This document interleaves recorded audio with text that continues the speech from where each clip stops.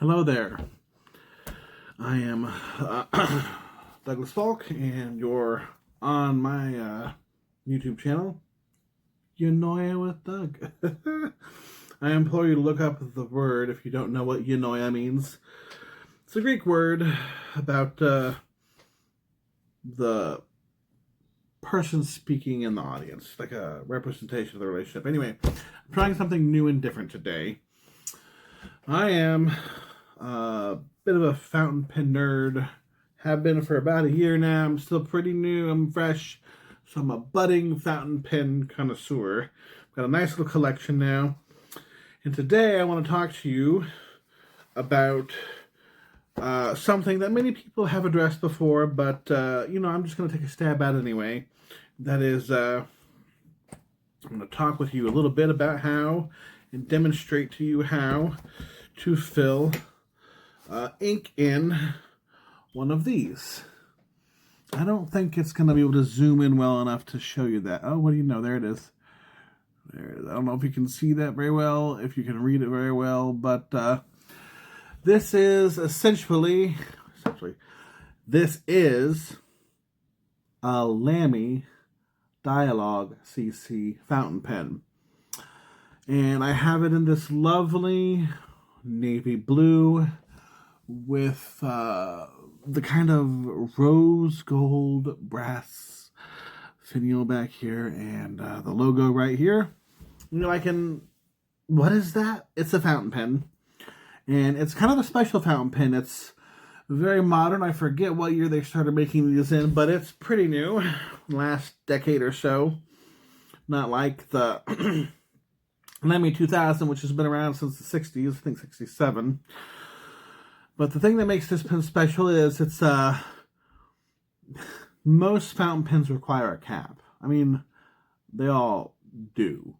But this, it doesn't have a cap. What do? You twist it, and the nib comes out from the bottom. I can't quite get this thing to follow anything but my face, so bear with me because I wish it would focus on the pen, but it doesn't.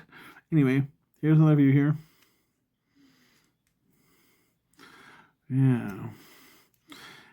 Well, I don't know what this thing is doing. It's being goofy. But anyway, so there's a little port in here, door, that, as you see right there, opens and closes when you twist it. And right there, it looks closed, but it's not. You've got to pay attention and feel it.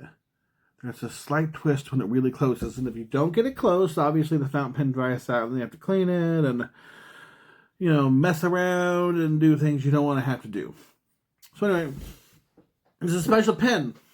Not simply because of the price tag, but because it's got heft. I like heavy pens. I like heavy pens and I cannot lie. Wow, bad joke. Anyway, so it's got some nice heft, and it's also got a very nice nib. I don't know that you can tell, but it's got a dual kind of toned nib there. So across the hatch there, it's... Come on, I'm over here. Yeesh. Come on, there you go. It's two-toned, anyway.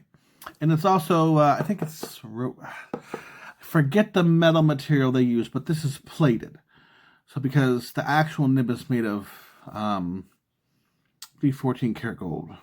I think it's 18 karat. So it's 14 karat gold, but it's coated in another metal because gold is a soft metal, and if you're going to write with it like you do with this, it would wear out real quickly. So they coat it in another metal, palladium, rhodium, I forget what it's called. But basically, it helps preserve the writability of the nib, and the gold helps give it some bounce and some spring in its writing step, I guess. Anyway, so this pen is running low on ink. I currently have, I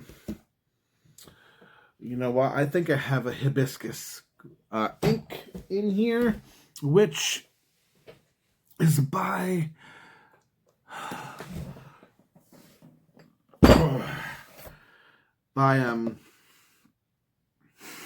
Oh, ink, I know.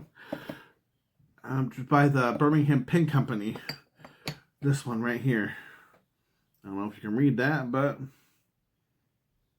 anyway, I like this because it's got this big bottle and it's got an eyedropper in here, so it's really easy to fill things. But you know what I'm going to do?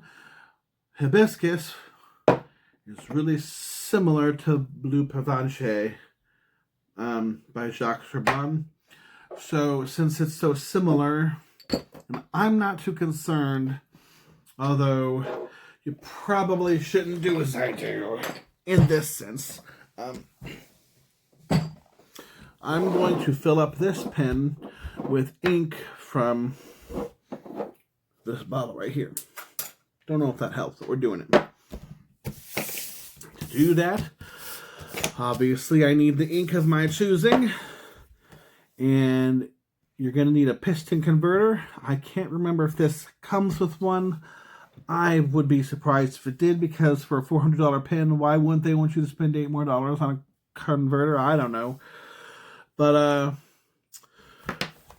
I'm also going to use this book right here as kind of a platform, because I don't want to get ink on my table if I do spill. And just to clean the pen, I'm going to need something to clean it up with. And I'm going to tell you what I do here with this guy. So you turn it left, to get the nib to come out, and right, turn it back in. And it's really a simple matter of just continue turning right to get the whole thing become loose, so you can unscrew it just like that. Now this is the other mechanism, but it's nice because it's stuck in there. It won't accidentally fall out. You have to unscrew it too. I find that 1, 2, 3 usually does it just fine, and it comes out right like that. And that stays shut, so you don't got to worry about that. You know what? I actually think I have enough ink in here. Oh, what a bummer. Anyway. So, do I? I don't know. It's going awfully low here. Wow. Maybe it dried up a bit. I don't know. Anyway, I'm turning the piston converter counterclockwise to push the mechanism, the converter, the piston down. And right now it's right in a little in the middle here. And I'm watching the... forget what this is called, sorry. I'm watching the little plastic piece down here.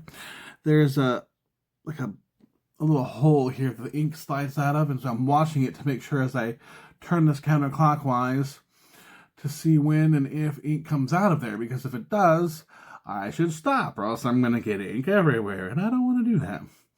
But if I get this far enough down, oh, I just squirted it. Whoopsie! Let's see here. I got it on the table, but thankfully it's still wet. I don't know if you can tell that's the blue it is. It's a nice kind of sky blue hibiscus. Actually, you know what? Let's put this back together here, and I'll do a little writing sample here so you can see what it is. Come on now. There we go. For the record, I'm doing this just for fun. I like fountain pens, and if this is of any interest to you at all, drop a like, subscribe. I'm going to do more. Don't hesitate to say hello. You know what? I have an idea. I can manually control this. Let's do it. Over here. Come on. Turn that off. Ooh, manual. Can I zoom in? No, let me zoom in. I'm learning this new Vital Stikes. If I do this, oh no, oh, interesting. No. I didn't know I could do that. Anyway, I'm gonna draw. I don't know if you can see this very well, and I can't zoom in. Sorry, I'll show you when I'm done here. But just watch this. This most definitely Wow, this is a deeper blue than I remember. I don't think this is hibiscus. This is much darker. I think I've got maybe diving bell in here, or perhaps I have. I don't think this is Rika. Anyway, I'll try a triangle, because you know by now.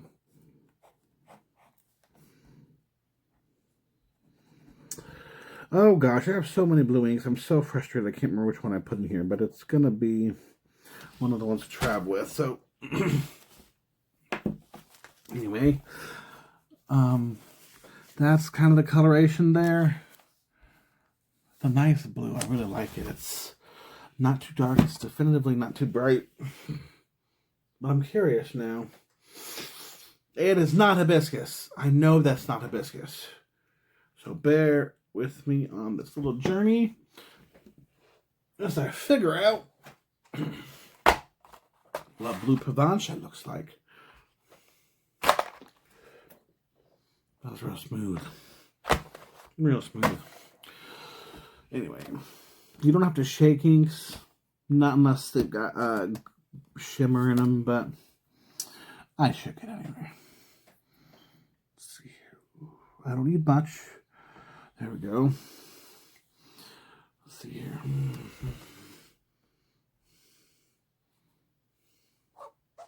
Oh, see, that is so much lighter. There's no way that's blue Provence. No way.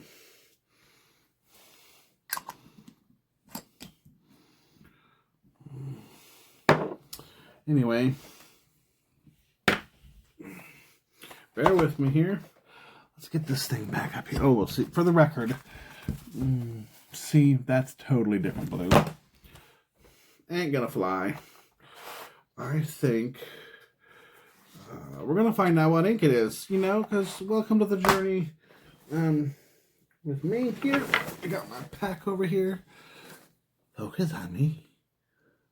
There we go. I tend to take everything with me everywhere I go, as much as I can. So, got a lovely pack full of inks here. 1 and 2. We're just gonna find. I don't think that's ultramarine. What is it? Very upsetting that I don't know which one this is. Oh, I bet you that's what it is. I bet you it's Electron. This is my travel bottle of that.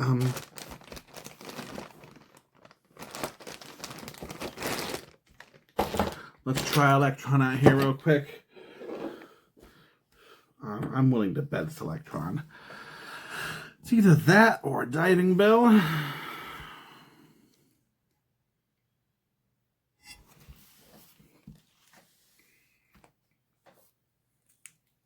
Crusty. Okay. I don't need a lot. Clean up the edge here. Yeah, I'm thinking that's probably what it is. There we go. Oh, I mean, that's beautiful, but that's not it either. That's a slightly different hue. No adventures. I gotta come up with a name for this. Adventures in Inking with Doug. I don't know. Diving Bell.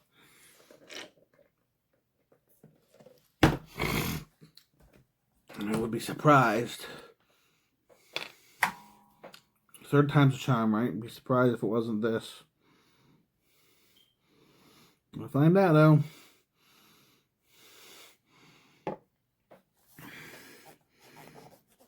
Yeah, I don't know. Oh, well. You know, when you swatch things like this, they don't always tend to come out the same way.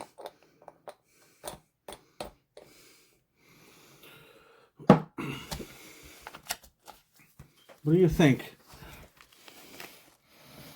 That one is not. These 3 are the same. That one is not. That one is not.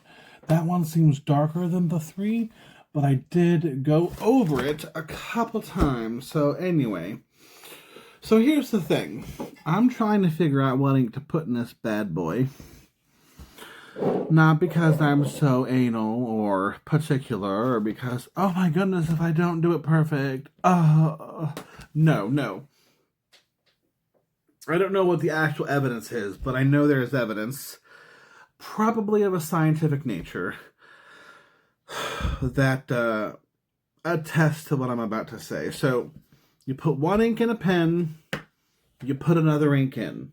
The typical manner is you clean the pen out, and I mean clean it. Like, you've got to make sure you run through the nib and the piston converter and sometimes the actual insides of the pin and the cap. You've got to do it all, because if you leave any other ink in there when you put a new ink in, they can mix together. Not only are the compounds of the ink chemically different sometimes, which can cause some kind of adverse effect. I don't know if that's as serious as it sounds, but also, it's just not great. Like, if I was to mix molten magma with blue Provence, they're totally different colors. It could mess something up, and it could cause complications with the nib, or the converter, or somewhere in between. And in a pen like this, where the nib literally costs $125, you don't want to mess that up. You want to keep that pristine and safe, so you've got to clean it religiously if you keep changing colors. If I keep the same color in here, I can fill it up a good long while, over and over and over again, until it just needs a general routine maintenance cleaning. But I'm not ready for that, so I'm not going to do that. At any rate, I don't know what more to say, and I didn't really plan this very well. I thought it was going to be straightforward. Let's put some ink in here, and it clearly wasn't. So thanks for going along on the journey with me. If you have any interests, say them. Like, I like to talk with people, and leave a message. I don't know. I'll do it again later. Bye.